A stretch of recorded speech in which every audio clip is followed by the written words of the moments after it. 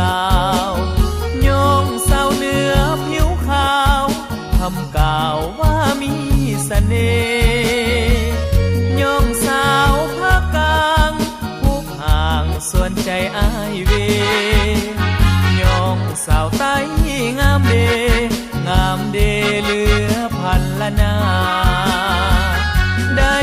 ยินเสียงเพลงบรรเลงว่าน้องคะเนินน้องละเมอเซ่อซึ้งตะลึงคืออ้ายบ่ว่าสาวนาสายทองเนื้อทองใจดีแท้นาดูมันแต่ดั้งเดิมมาโลกาดำนาเก่งหลายเรื่องความงามคู่คามใจอ้ายนำยิ่งแยงยิ่งงามคำเหลือลำปั๊บเปลี่ยนใจสายเว้าจะสมปอง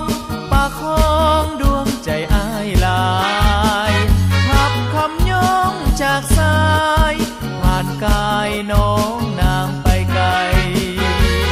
อ้ายส่งเสียงเพลงบรรเลงทั้งน้องโสภาอ้ายบ่ลืมลาคำว่า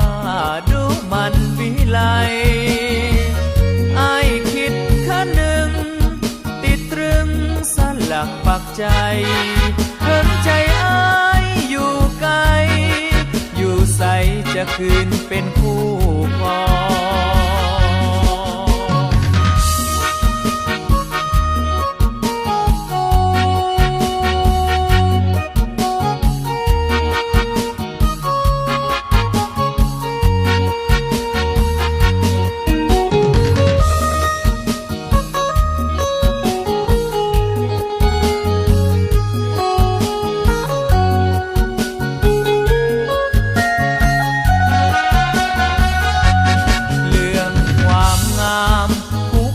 งใจอ้ายนำยิ่งแยงยิ่งงามคำเหลือลำปั๊บเปลี่ยนใจสายเว้าจะสมปองปากของดวงใจอ้ายลายทับคำย่องจากสายผ่านกายน้องนางไปไกลอ้ายส่งเสียงเพลงบรรเลงทั้งน้องโสภาอ้ายบ่ลืมลาคำว่าดูมันวิไลอ้ายคิดคะนึงติดตรึงสลักปักใจ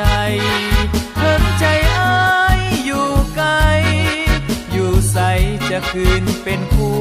ครอง